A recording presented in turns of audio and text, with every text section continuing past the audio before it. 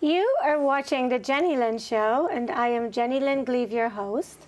And tonight, my guest is Dr. Meir Tako. And I've invited him on my show because he is doing some cutting-edge, impressive stuff in his practice. Dr. Tako, thank you for taking the time to come to the Jennylyn Show. Thank you for having me. I wanted you to share with us what you're doing in your practice now. Okay. One of the tools that we use in the practice was developed by a spinal surgeon from Mexico by the name Dr. Palamar of Mexico. The name of this technique and the work that he developed it's called PDTR, and it stands for proprioception deep tendon reflex. Okay. This technique was developed over many years of research and clinical application by Dr. Palamar. And this is one of the first neurological reflexogenic techniques based on neurology, physiology, anatomy, neuroanatomy.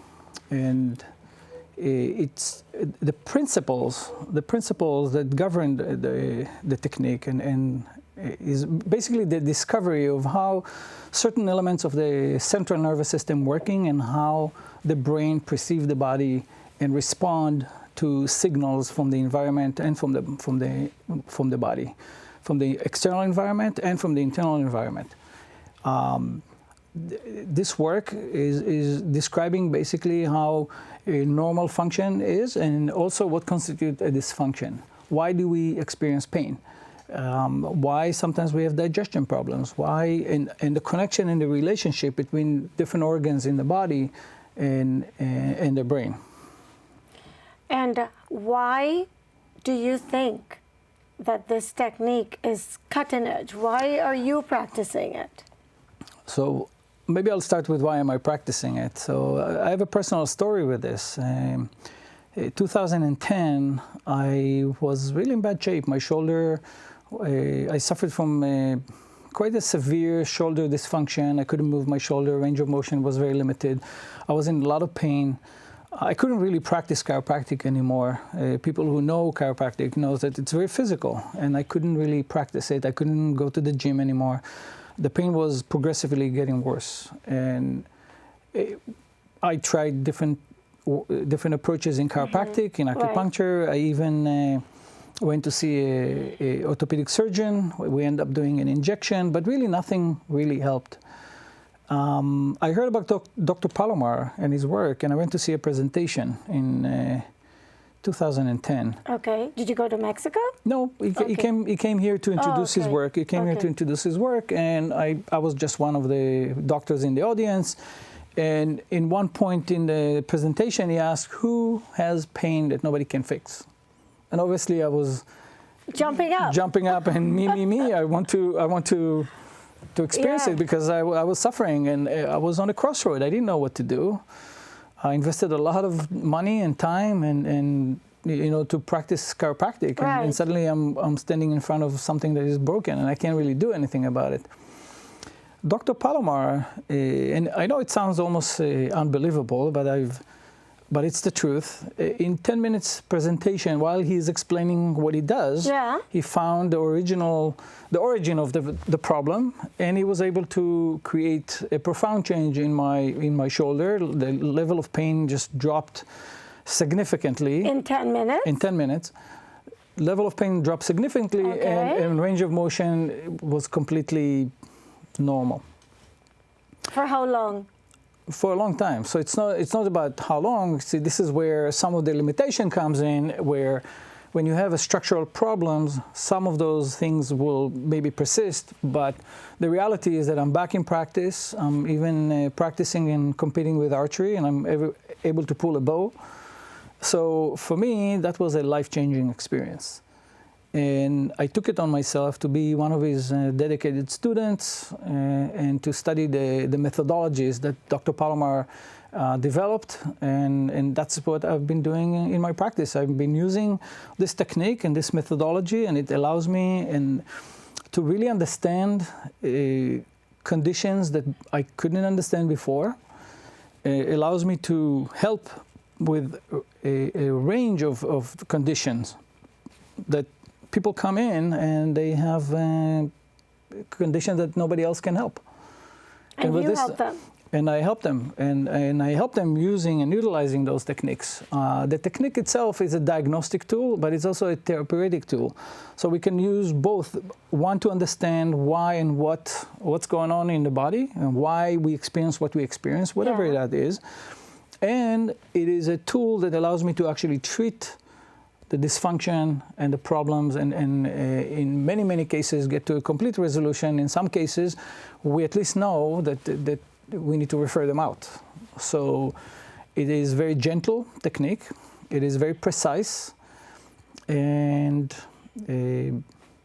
we get quite impressive results. So I have a question for you. Mm-hmm. So you went to visit this doctor while he was doing a presentation, while you were in pain, and you volunteered yourself to be a guinea pig, pretty much, and he fixed you. He solved your problem. Was it in that one moment, or did you have to see him after that? Nope, I didn't have to see him again for that particular condition. I know what it is now, and from time to time I need to have a little tune-up. But at least we know where to go and what to do. And so tell us what he did. What did he do? Tell us the magical secret. So I'll tell you. So what's happening is to really understand it, we need to understand what and how the body is going into dysfunction. So we also need to maybe understand what's normal. So normal is that 80% of the information that goes into the brain is sensory information, and it comes from the environment, from our eyes, from our balance systems, from the inner ear, from the joint, muscle, and ligaments in the body, internal organs, and basically that information goes into the brain extrapolate and analyze it, and synthesizing a response. The response is in several levels. The first level is, how do we move? How our muscles going to be? What kind of tonicity the muscles going to be? The other area is our internal environment, our secretory glands, like the thyroid or the digestion system or the liver, intestines, and et cetera, et cetera. So in a normal state, the brain is perceiving all this information. The information is coming into the brain in a certain kind of range of what normal is, and the brain is synthesizing and executing a function, right? In a dysfunction is where there is some information that reaches the brain is inaccurate anymore. Is that because there's a blockage? That's because there is maybe an injury, maybe a surgery, maybe a reflex from the digestive system because you're eating something that you're not supposed to eat. So the reason why, there is a variety of different reasons, and it's a long list of why, but typically you would see either an injury or trauma, or it could be emotional trauma, it could be physical trauma, it could be an accident, it could be a tear of a ligament, it could be anything really so let's take something simple like an ankle sprain. It's not simple when you have it, but let's take that. So most people that had ankle sprain knows that most of the time the pain will go away within a month or 2 or 3, maybe 6 months, and then it goes away. So we call that part hardware. So the hardware heals, everything is okay.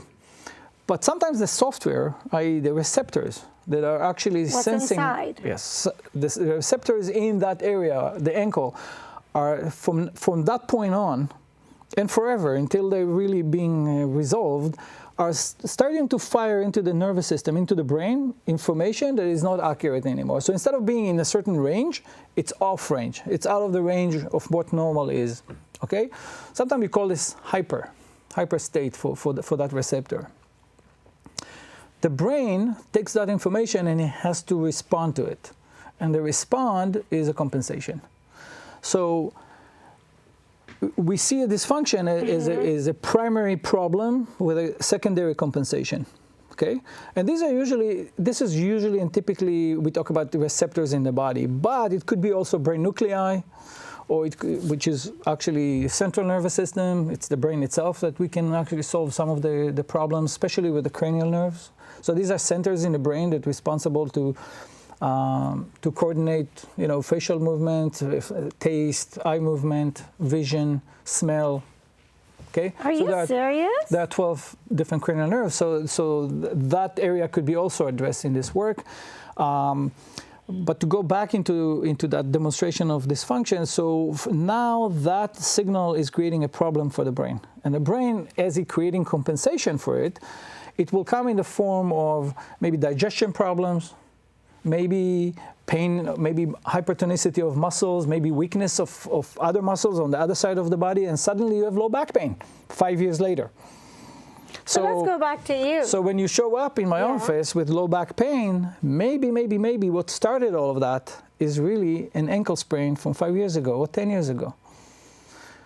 Maybe when you come with digestion problem, maybe that also is because of that ankle sprain. So that is a new concept. This is not something that we are taught in school or is acceptable in the world today. All right, it's difficult so this is new paradigm. It's a paradigm shift in what we understand and what constitutes a dysfunction. Okay? And Dr. Palamar basically mapped the entire nervous system and all the receptors and their relationship to each other, how they operate when it's normal and how they operate when it's not normal, and how they create a dysfunction. Another principle, this is on the part of the therapy. Yeah. What he discovered is a very interesting principle. One is that all dysfunction happening in pairs, right? Pairs receptors, because there is a primary and a secondary.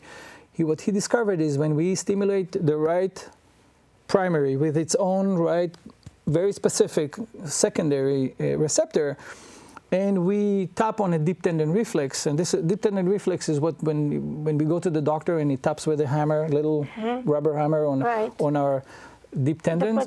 Exactly, the patella reflex. And this is a deep tendon reflex. One of the things that Dr. Palamar discovered is that you can utilize it not just to diagnose, but also to treat. So when we stimulate those receptors and we hit a deep tendon reflex, and it has to be done in a certain sequence, and it's very precise, we have a change in the central nervous system. And the change is an immediate change. We don't have to wait. We don't have to do it 50 times. We get an immediate changes that are measurable and noticeable in that point. So let's use you as our example. What was broken in your your situation? Because this way in my situation, when I was in my undergraduate studying biochemistry in Beersheba University in Israel, I went to the gym, and in one of the training exercises, I was doing a bench press, and I injured the AC joint right here. And this joint, from that point on, became hypermobile.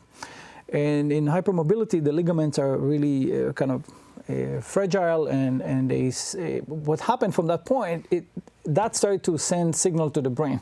Okay, and that created abnormal.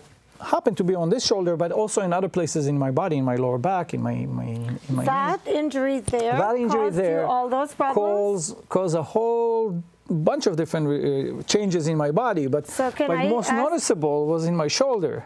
So now the shoulder is not working very well. Some of the muscles were very tight, some of the muscles were very weak. And as I'm moving my arm and trying to do exercises or work or do anything, any activity, now it's creating pain, and it's creating degeneration of the joint itself, right? Because the joint now is under a lot of duress and it's not working properly. It's not in the right alignment. And chiropractors are big on alignment, right? So when it's out of alignment, when the shoulder is out of alignment, we create a lot of pressure on different ligaments, on the bursa, on different elements of the structure of the shoulder, and now we can have inflammation and pain and those kind of things. So how did that ended up affecting your stomach? I'm just trying to understand. And the so how that might affect stomach? Yes. Okay, so when you have a signal that comes from a joint that is not normal, the brain looks at that in the context of the rest of the body. And the compensation is not just in muscles. Muscle is where we can see it, we can measure it. So this is what we use in the practice to actually check what's going on. We can see different reflexes, and we can see how the reflexes, whether they're correct or not, affecting different muscle activity. So the muscles is just a way for us to check. This is the gauge. It's a tool. But the compensation is happening all over the body. Could be potentially in the intestines or in anywhere. It could be in your knee, because the muscle here, this is a muscle that became tight, and now the knee is getting injured.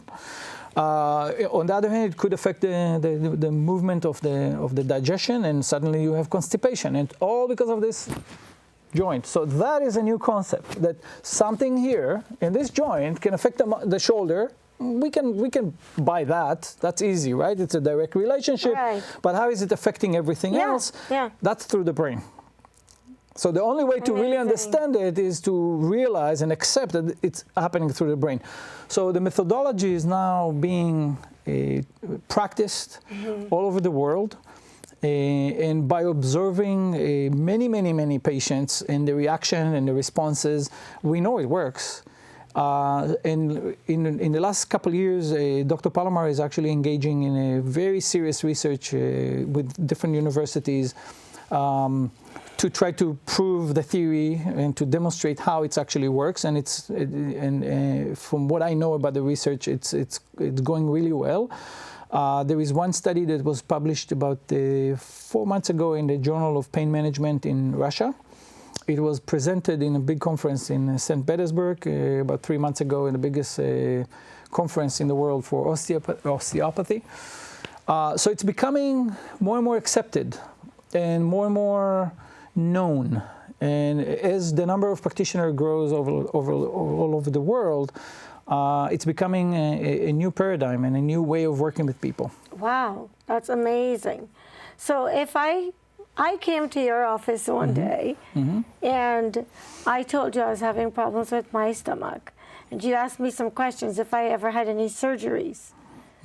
And I said yes, and I told you which surgeries I had. But we asked you went to my scars. And then you released. How does that, is that part of this? Absolutely. So one of the things that Dr. Palamar discovered is how scars, whether it's from injury or surgery, affects the central nervous system. So scars, as we know, let's say appendix or any other scar from surgery, heals after a while, the stitches are gone, and that is okay. So this is the part where we call it hardware. The hardware is okay, again, like the ankle sprain before. The hardware is okay, but the software is not. So there are particular receptors, very specific receptors that are very typical to not work anymore or no longer when it comes to a scar from surgery or an injury. Yep. And by the way, scars could be a lot of different things. Like tattoo could be scars also. Okay. Those can affect you? Those can affect you, and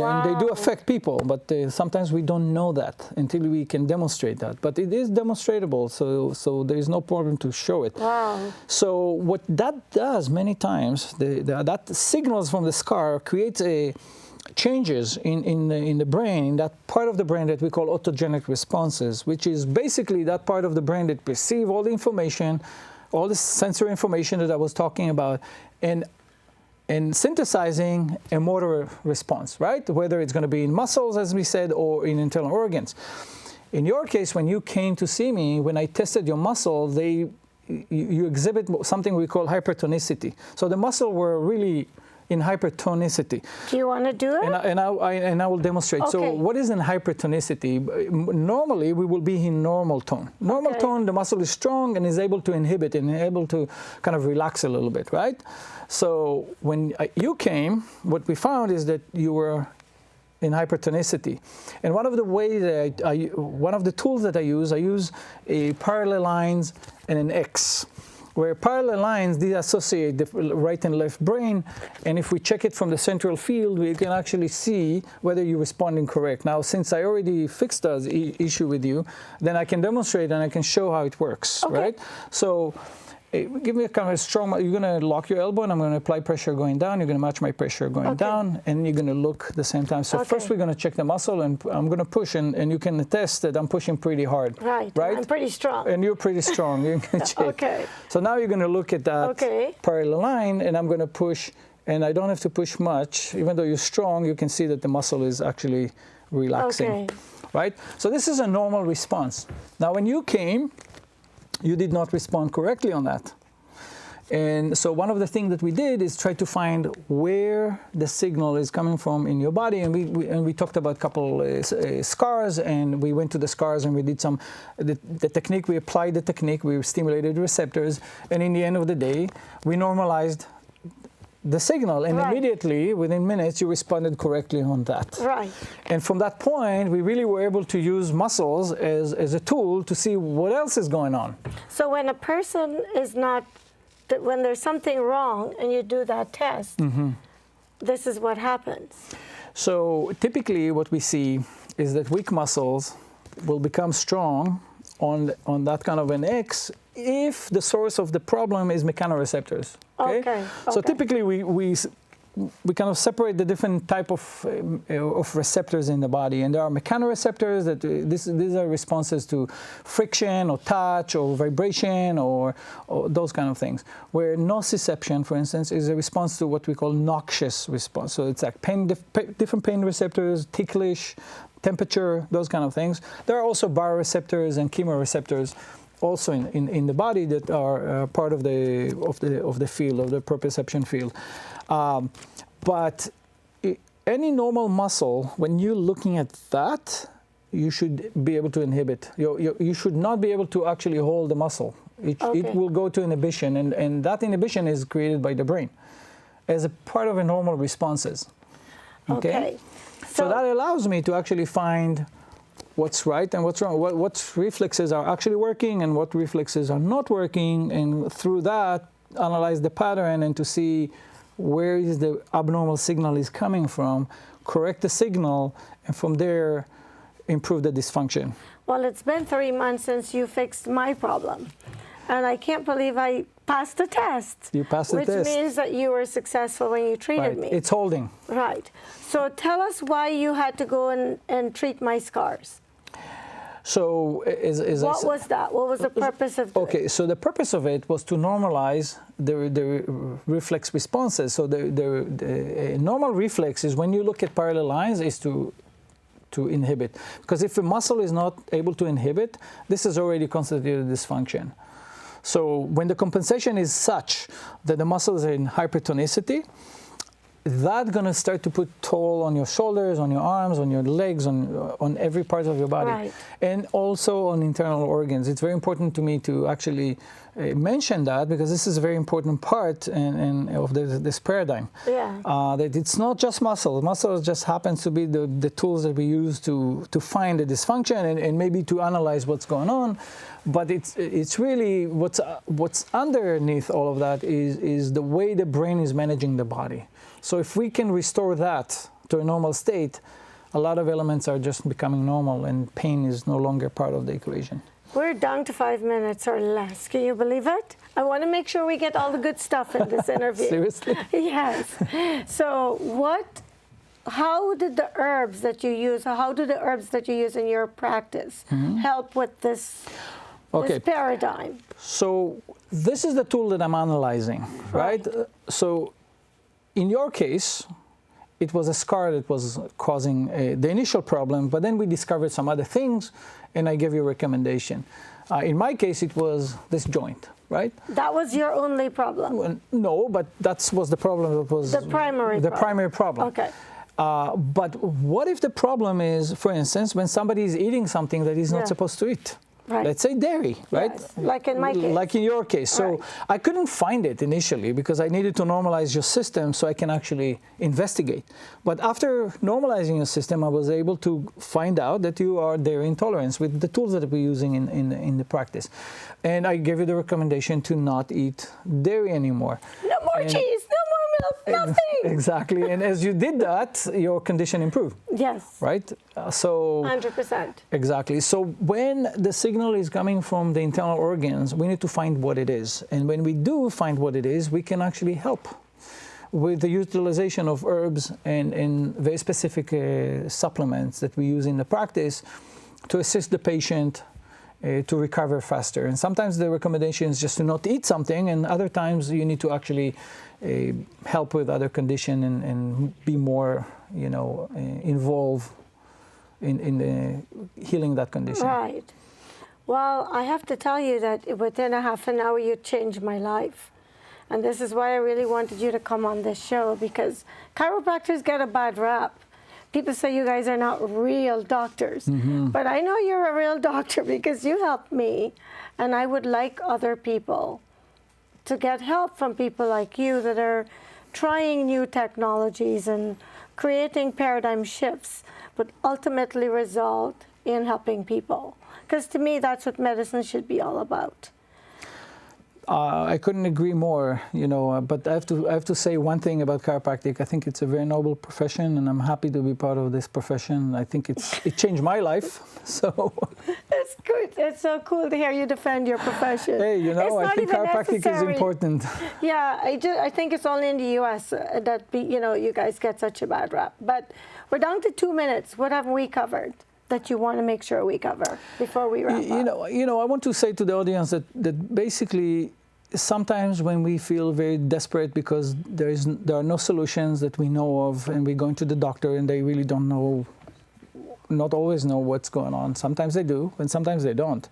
One of those conditions will be, for instance, fibromyalgia. That I always say to patients, you know, what it really means in English is I don't really know what you have, and I'm going to call it fibromyalgia.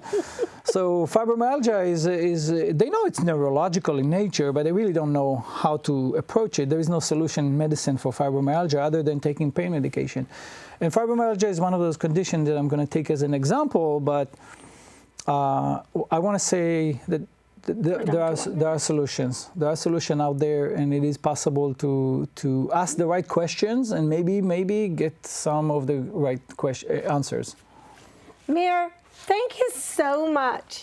Thank you. Guys, if you're watching this show, I must tell you, I am a recipient of some of what was discussed here tonight, and it really changed my life. So if you're someone who's been going to the doctors and you're not getting help, you may want to seek somebody like Meir out. They just might be able to help you. Thank you so much for watching the Jennylyn Show. Thanks to my amazing crew. I love you guys. Can't do this without you. And Thank you. We will see you next time. Thank you.